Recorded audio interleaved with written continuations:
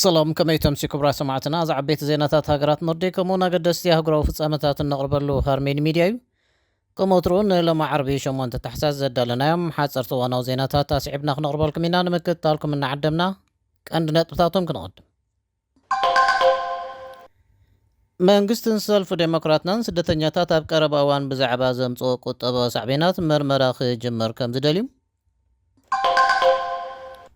ናይ ሎም ዓመት ተሸለምቲ ኖቤል ናብ ስቶክሆልም እቶም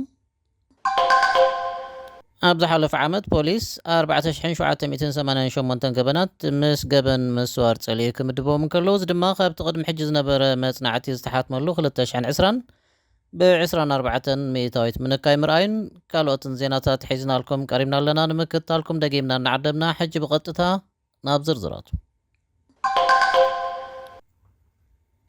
መንግስትን ሰልፊ ዴሞክራትናን ስደተኛታት ኣብ ቀረባ እዋን ብዛዕባ ዘምጽኦ ቁጠባዊ ሳዕቤናት መርመራ ክጅመር ከም ዝደልዩ ተሓቢሩ። ጸሓፊ ሰልፊ ዴሞክራትና ማቲያስ ቢክስትሮም ዮሃንሰን ፖለቲካ ኢሚግሬሽን ሽወደን ኣብ ባይታ ብዘለዉ ሓቅታት ዝተሃንጸ ክኸውን ይግባእ ክብል እዚ ዕማም ኣገዳሲ ምዃኑ ኣስሚሩሉ ኣሎ። ሃገራዊ ትካል ቁጠባዊ ምርምር ካብ ዝተፈላለየ ሃገራት ዝመጹ ስደተኛታት ኣብ ቁጠባ እንታይ ጽልዋ ከም ዘሕደሮም ምፍታሽ ፍሉይ ዕማም ክውሃቦ እዩ። ስደተኛታት ኣብ ዕዳጋ ሽቕለት ግብርን መልዕሎን ዘምጽኦ ጽልዋ ድማ ክምርምር እዩ። መራሒ ሰልፊ ማእከል ሞሓረም ደሚሮክ ነቲ እማመ ነቒፉሎ። ንሱ ናብ ሽወደን ዝመጹ ሰባት ዝተፈላለየ ድሕሪ ባይታ ዘለዎም እዮም። ገሊኦም ካብ ኩናት ሃዲሞም ዝመጹ እዮም። ስለዚ ድማ እቲ ዝድላሕ ኣለዋ ክግበረሎም እዩ ዝግባእ ክብል ነቐፌቱ ኣስሚዑ ኣሎ።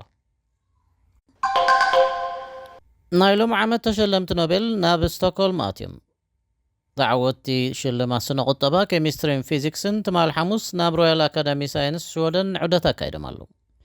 ሬድዮ ሽወደን ምስ መሳርሕቶም ተመራመርቲ ሉዊስ ብሩስን ኣሌክሴይ የኪሞቭን ብምዃን ናይ ሎም ዓመት ሽልማት ኬሚስትሪ ዝተዓወቱ ሞንጊ ባወንዲ ኣብ ምርካብን ምምዕባልን ኳንተም ዶት ብዝገበሩ ዝተፈላለየ ኣበርክቶ መልኪታ ኣዘራሪባቶም ኣላ። ሞንጂ ባወንዲ ከም ተዓወተ ዝሕብር ጻውዒት ምስ በጽሖ ከም ዝሰንበደን ከም እተደናገረን ይዛረብ። ግና እቲ ድምፂ ጸውዒ ኣዝዩ ሽወደናዊ ይመስል ብምንባሩ ብዛዕባ ሓቅነቱ ምፍላጡ ገሊጹ። ንሱ እዚ ሽልማት ሳይንስ ዘለዎ ክብሪ ዝግለጸሎ ብምዃኑ ኣዝዩ ኣገዳሲ እዩ ዝብል እምነት ኣለኒ ክብል ወሲኹ ሓቢሩ ኣሎ።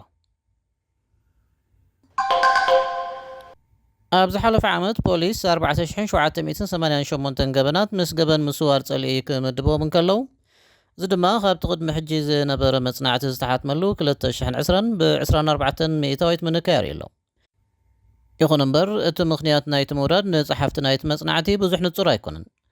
ድረኻ ናይቲ ገበናት ከም ቀደም እዩ ዘሎ ዝብል ግምት እኳ እንተሎ ልዕሊ ፍርቂ ገበናት ጸልዩ ዓሌታዊ ወይ ጸሊ ወጻእተኛታት ድራኸ ከም ዝነበሮ ተፈሊጡ ኣሎ። እዚ እናኾነ ሓንቲ ሽወደናዊት ጓል ኣንስተይቲ ብቅድሚ ትማል ረቡዕ ምሸት ኣብ ማእከል ብራስለስ ምስ ጉጅለታት ብዝተኣሳሰረ ትኹሲ ቀሊል መጉዳእቲ ገጢምዋ። ካልኦት 3 ሰባት እውን ቆሲሎም ኣለዉ። ኣባል ባይቶ ሽወደን ቶማስ ቶቤ ኣብ ማሕበራዊ መራኸቢታት ኤክስ ኣብ ዝዘርግሖ ጽሑፍ ሓደ ካብቶም ግዳያት መጉዳእቲ ሽወደናዊ መሳርሕቲ ምዃኑ ጽሒፉሎ።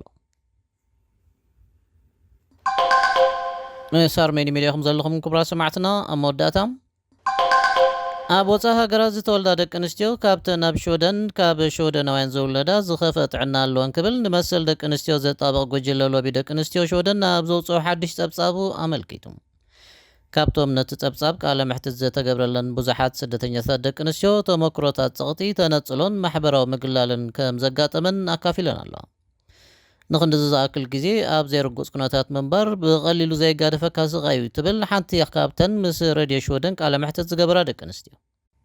ንሳ ቅድሚ 7 ዓመታት ካብ ቶርኪ ዝመጸት ኮይና ፍቓድ መንበሪ ንዘመልክታ ስደተኛታት ብፍላይ ኩነታት ኣብ ጥዕና ኣሉታዊ ጽልዋ ከም ዘሕድር ትዛረብ።